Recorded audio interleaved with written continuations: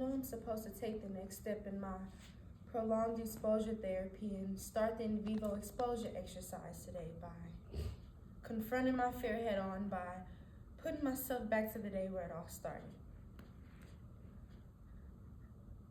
McAllister High School. Freshman year, when I met the it girls who spent that entire year calling me every name in the books and pushing me into lockers every time they passed me. This happened for 4 years straight, which came to a halt senior year homecoming weekend when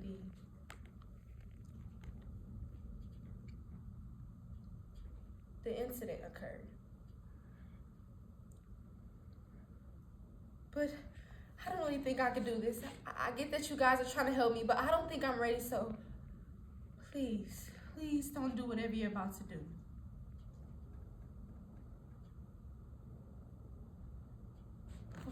Wait. Please don't leave me here. I'll tell you whatever you want to know.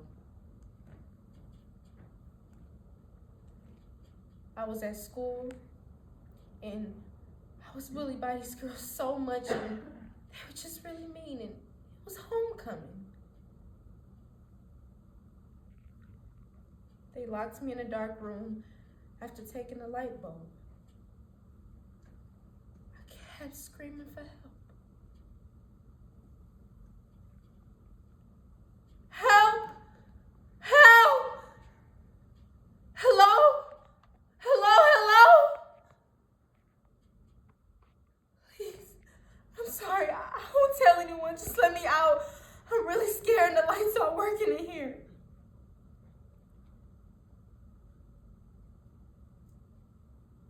I was alone and scared and in the dark, and I just really don't want to relive that. I'm begging you, please, don't leave me here. Can we just skip all this? Let's just talk, please.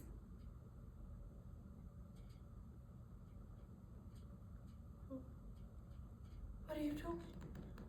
No, come back, please. Don't leave me here by myself. I'm just a kid. Dad, please. I'm really scared. Don't leave me here. Let me out, please. I want to go home.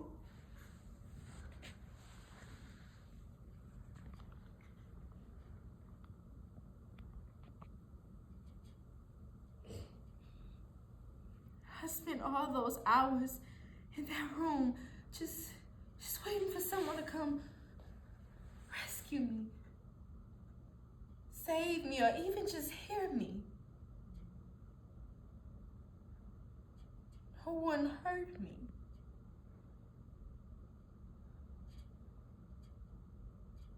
I screamed and screamed and screamed, but no one heard me.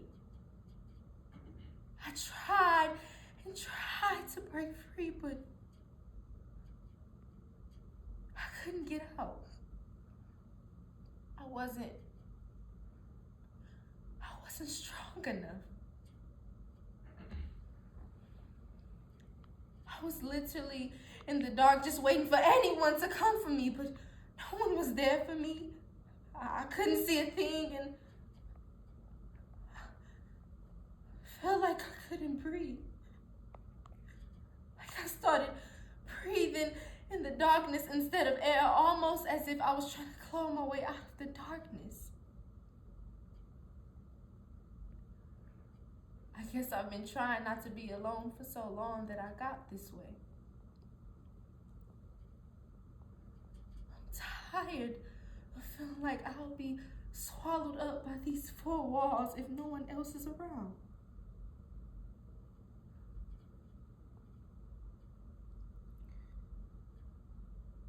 I just want to be okay.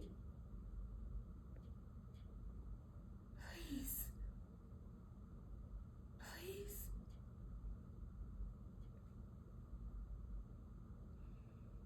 That's all I want, is to be okay.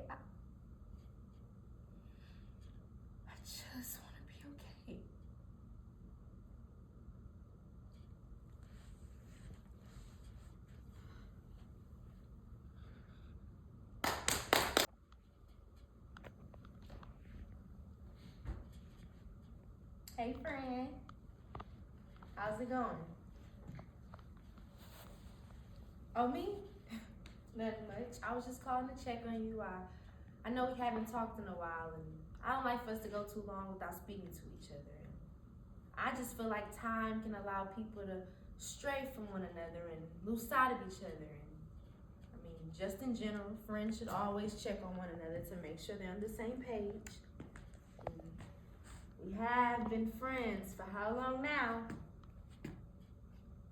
16 years. Wow. You remember when we first met in Miss Davis' music class? It was the first grade, and it was time for the holiday concert for the song Rudolph the Red-Nosed Reindeer. We were supposed to paint our noses red like Rudolph, but we were the only ones that didn't do it. Remember? Because we thought we was just way too cute for that.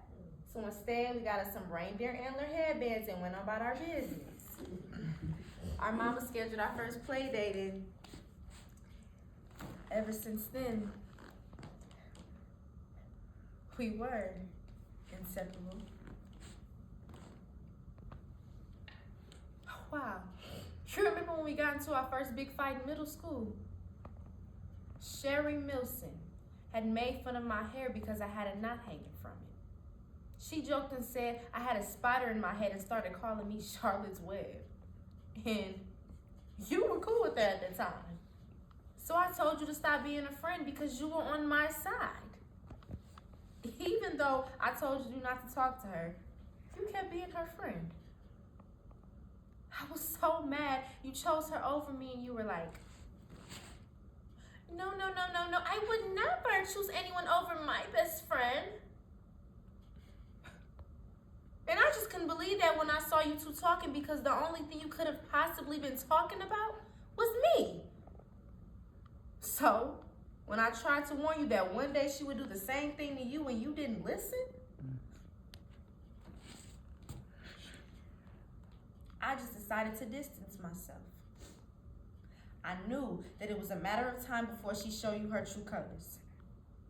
And what did she do? Exactly what I said she would do. You came crawling to me crying about how she did you dirty, and the only thing I could think was, what you want me to do? Why are you telling me? You promised from that day on that you would never choose anyone over me, betray me, or even make me feel like I was in second place. I believed you. After all, we were supposed to be Alexis and Zayla forever. We were supposed to be ride or die. You scratch my back and I'll scratch yours.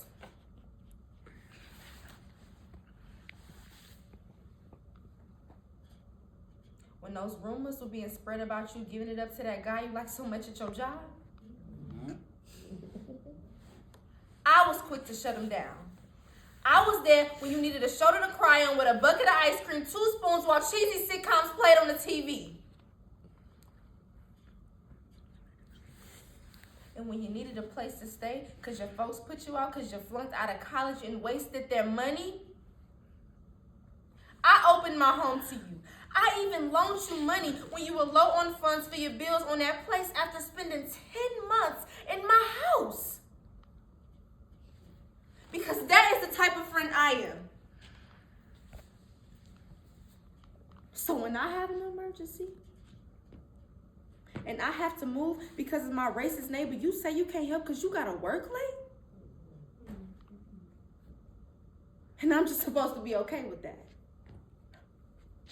Oh, how could I forget that this is a one-sided friendship? Only for me to find out, after filing a full police report for my stuff being stolen and property damage, I see your dusty behind on the security footage that the police seized. I watched that bastard illegally go through my home, steal my dog and my TV. But you didn't just sit back and watch all this happen. You decided to go into my house and take the necklace my late grandfather, God rest his soul, gave me and pawned it for some money? Why were you even there? Why? But you don't gotta answer that, because I know why. You lost your job and you came to ask me for some money. Well, hello? Oh, no, don't get quiet now, best friend. No, talk to me like you did that boy you like so much at your job. Yeah, the one you secretly moved in with because you didn't want me to know that your house was seized? So you just decided, let me just steal her things instead of working for it on my own, because that just be so much easier. And don't chill me. Do not tell me to chill, Lexus. What do I need to chill for? The person that I trusted with my life has betrayed me in the worst way possible. Was it too hard for you to tell me the truth? What's it say? After everything we've been through, after everything I've done for you, that's how you do me.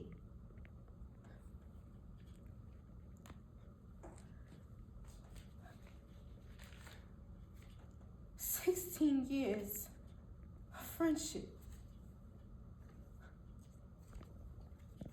Down the drain, all for some pride because you let this little boy who don't even want you like that manipulate you into thinking that you could do something like that and get away with it?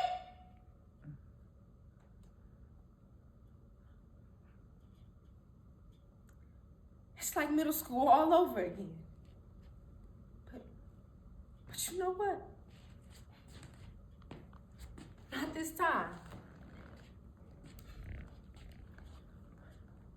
Because I'm done.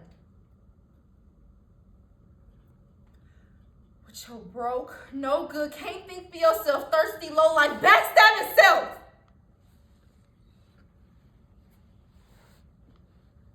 I hope this crush is worth sitting in jail for.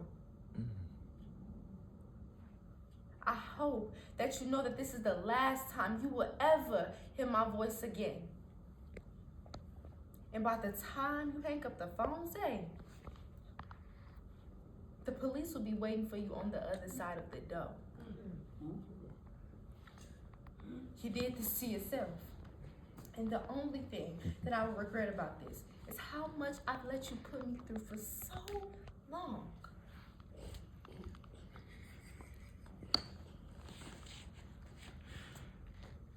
Try not to drop the soap while you're in there. Amen. Goodbye, friend.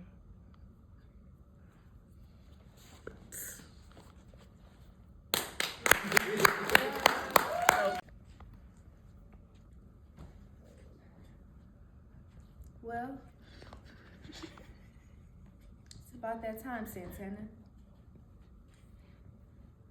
We've been avoiding this for a while now, but here we are. We have to face the inevitable. You're moving away to another side of the country.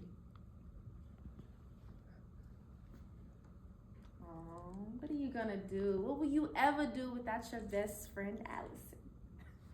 Just think, we used to play Princess and the Maid, and I never asked why you always be the maid, but this time, it's time for you to spread your wings elsewhere. And you can move on from the maid to the main character. So at the end of the day, you could be whatever you want to be. But we'll still be best friends. Because no matter where we are in this life, that is what we'll be to one another. I promise that even though we may miss each other's big moments like prom or our first dates, that won't matter. Because we aren't just best friends. We're sisters now. And thousands and thousands of miles apart can't change that. No military branch or ranking can change that.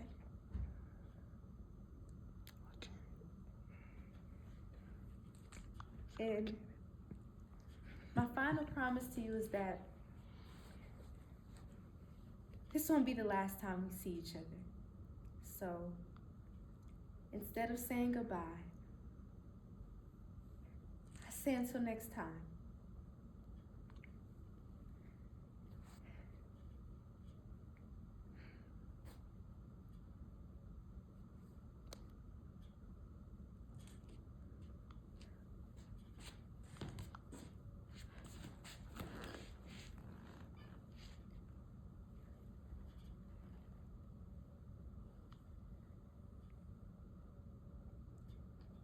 And there you go. My best friend is leaving me and I can't do anything about it. You, who saw me eating by myself at school and sat with me even when no one else would. You even sat with me at the hospital when I was sick with a bad case of scoliosis, which gave me bad migraines and IBS, not to mention the extreme back pain. But you never let me dwell on my pain.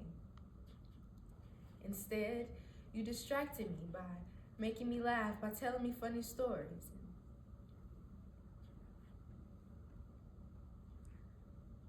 You never let me cry, even when things got really scary. Like when the doctor told me I had to have surgery. You made sure that you were the first thing I saw when I woke up from surgery. You even supported me when I was trying to recover, helping me walk, bathe, and put on my clothes.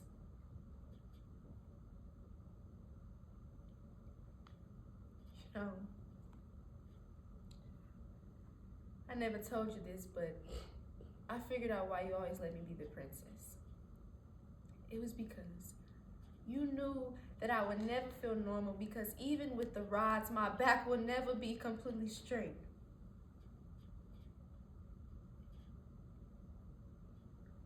But you always allowed me to feel magical. And I would never forget about that, Tanner. And one day, when we're grand old, I will make sure that you feel that same magic you allowed me to feel when we were younger, when we finally find our way back into each other's arms. Our kids will be best friends, and their kids will be best friends too, and maybe they'll be playing Princess and the Maid. Every time I hear the song Just Dance by Lady Gaga,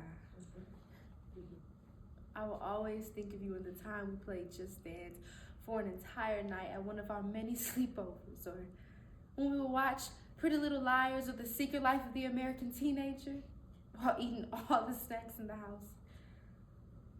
You were always an Allison girl. I preferred Emily myself, but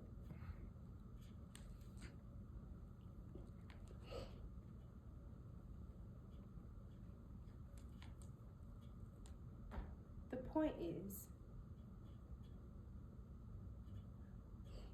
playing those games or watching those shows, it would never feel the same.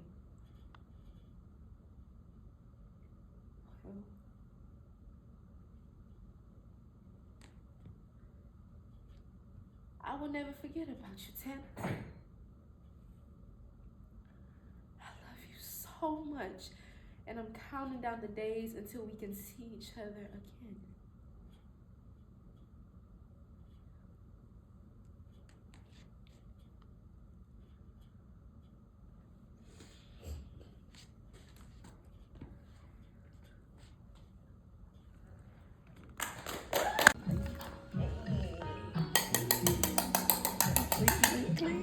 Good evening, everyone.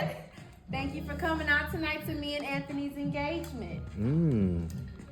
As I look around this room, I see new and old friends. I'm just overwhelmed with gratitude because I'm truly the luckiest girl in the world to have such support from you all. Mom, Dad, my sisters, my grandparents, I cannot believe you all made it here tonight. I could just feel the love in this room and we appreciate it so much. I'm not the best at toast, but I will try my best tonight. Anthony, when we first met, I was at an all-time low. I was married to my ex-husband, Jacob. You and him were friends, and some of you knew him as well. But what you did not know was that he and I were in a broken marriage. He was abusive in every way possible that you could imagine, from telling me that I'm a worthless waste of space to him getting ridiculously drunk, throwing things at me, and taking away my phone and eating privileges. I tried to hide it from everyone. I was embarrassed. And I thought, maybe if I loved enough that he would change. Well, after waiting and waiting and enduring and fighting and crying and eventually losing all strength I had left, you came. Somehow, even though I didn't show it, you saw me. I mean, you really, truly saw me, and you didn't believe the facade. You asked me the question that no one else would. Are you happy? I hadn't known how much I needed someone to do that for me, but there you were. Just standing there, looking, waiting for an answer. And I didn't say anything, but you knew that my silence was louder than anything that could have ever been said.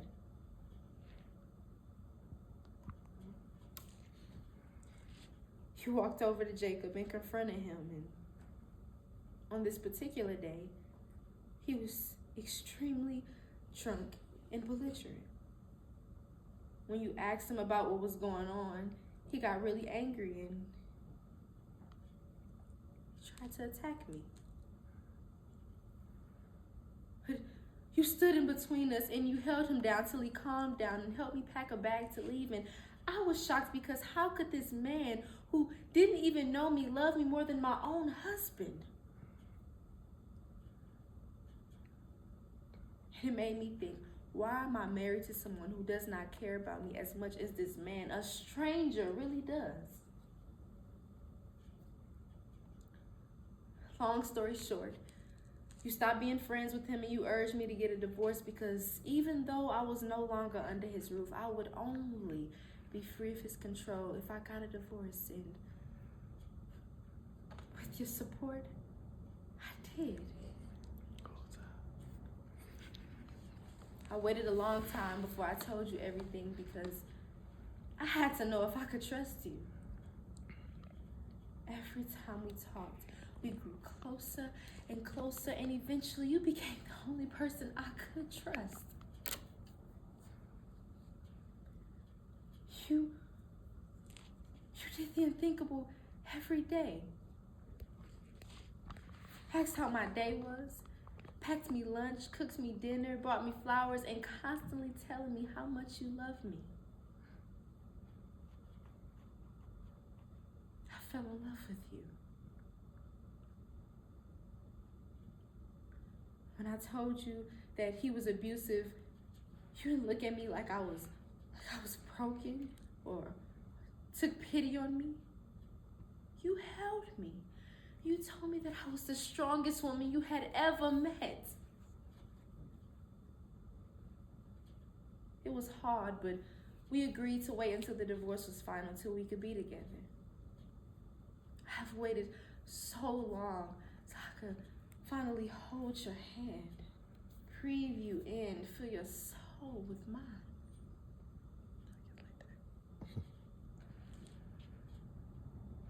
I've waited so long to be yours, and now I will be forevermore. I will spend every waking moment taking in every part of you and owning it as mine. I'm yours and you're mine. I love you.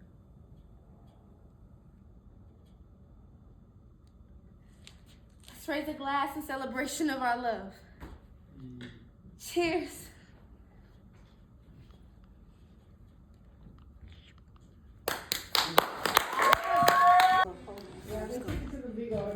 It's alright, I'm just gonna sit with y'all and talk to y'all a little bit about tech. Fun fact about me is when I came to TSU in 2018, I came as a performance major. I wasn't a tech major. And then I met Danielle Lindsay, and it was a wrap. The first thing I started learning how to do was sound. And it's hard in the beginning, but once you get used to it, it's fairly easy. And then after sound, I started learning lights. And then I started building sets and sewing costumes and finding props. They all come together there. And then I say all of this to introduce my tech presentation, the other essential parts of theater. These different elements in theater are very, very important because they help you understand the story that's being told. They help you understand the setting, the costumes and makeup and the props help you feel the character. One set that I talk about a lot because it's actually one of my favorite sets that I got to help with is The Color Purple. It's one of my favorites. Hey. That one had a lot of broken pieces of wood, long pieces of wood, short pieces of wood. Some wood was dirty, some was new. The whole point of that is that The Color Purple takes place, shortly after slavery, so it was nothing fancy about it. They didn't have any rich homes. They had an outhouse. They didn't have bathrooms in their house. There was dirt on the floor. Nothing was clean, and so we had to give that vibe, and that's what we did with the broken pieces of wood. In the set of The Color Purple, it helped feel the energy. It helped feel, okay, I'm really in this space. I'm really back then living this character, living this life. And going into costumes, when you put on that costume, when you put on makeup, you feel the character. You're no longer yourself. You are the character that you are portraying on that stage. It helps you understand what that character is thinking, what is going through that character's mind. How are they feeling? How do they feel towards the person they are talking to, etc., etc. Same with props. I spoke on props already. Props when you have their phone, you have their jacket, their bracelet, whatever you have that belongs to that character that's a prop. It helps you feel connected to said character. And then we're gonna go into. Well, first I'm gonna talk to you about, if I can remember, all of the shows I've done since I've been here. Let me see. I've done Still Magnolia, The Color Purple, Voodoo Love, Flying West, Fabulation, David's Mother, Drums of Sweetwater, Home for Thanksgiving, The Wiz. Y'all, I've done like over 15, 20 shows here. It's hard to remember all of them. Now I'm gonna talk to you about the lights that you guys just seen that I designed for my show. The first monologue was called I Am Not Okay. It was my fear monologue. For the beginning light, I wanted it to be a spotlight so that it felt like it was just her and the therapist in the room. And so it was just a single spotlight. Now there were going to be flashes, but we cut the flickers. For the flashbacks that she was having, because she was going in and out, whether she was in the room with a therapist at some point, she was in her mind, stuck back into that closet that those girls put her in. Well, we ended up not using the flashes. And then when she starts screaming about being a kid and she drops to the floor, the lights go out, and now she's fully in that flashback, which is why she's screaming. And then the lights come back on, but it's just the backlights, and so she's on the ground crying, begging for help, and then a spotlight comes on, and that's her coming back slowly into herself. She's basically having a breakthrough within her treatment. And as she's talking about, I'm tired, I don't want to do this anymore, all of the lights start to slowly come on, and then she's fully cooperating with the therapy. She's fully going through what she needs to go through to complete her treatment. next one is anger, my anger monologue.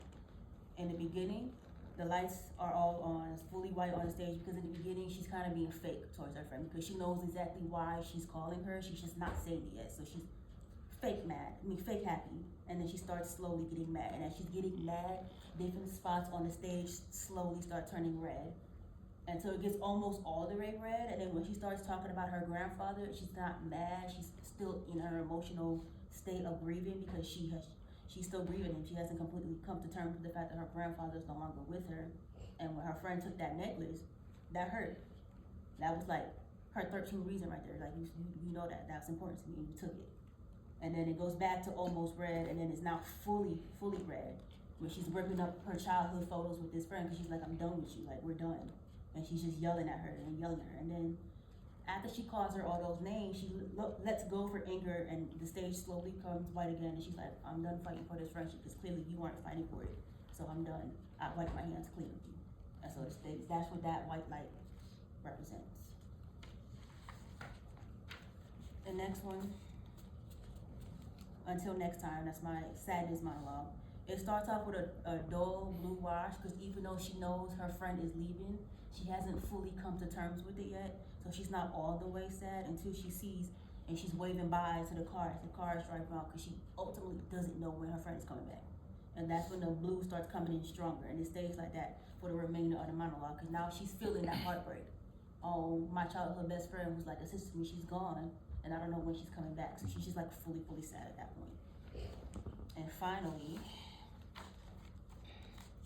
my happiness monologue is the vibe the vibe I wanted for my happiness monologue is like a backyard engagement party. She's celebrating with her friends and family. She's engaged to the man that she's been waiting on. So it's, the base is white, but then she got spotlight. I put spotlights of blue, green, a pink, a orange, yellow, and a red, because to represent the fairy lights, or Christmas lights, if you will, that sometimes you wrap them on the fence in the backyard. And then I also had the music, because you don't sit at a silent party. There's music always playing in the background, so that's what that music is there for. And my conclusion is, I've learned a lot while I'm here, and I appreciate it. I love all of my professors, and I really hope to learn more in the future. Thank you for listening.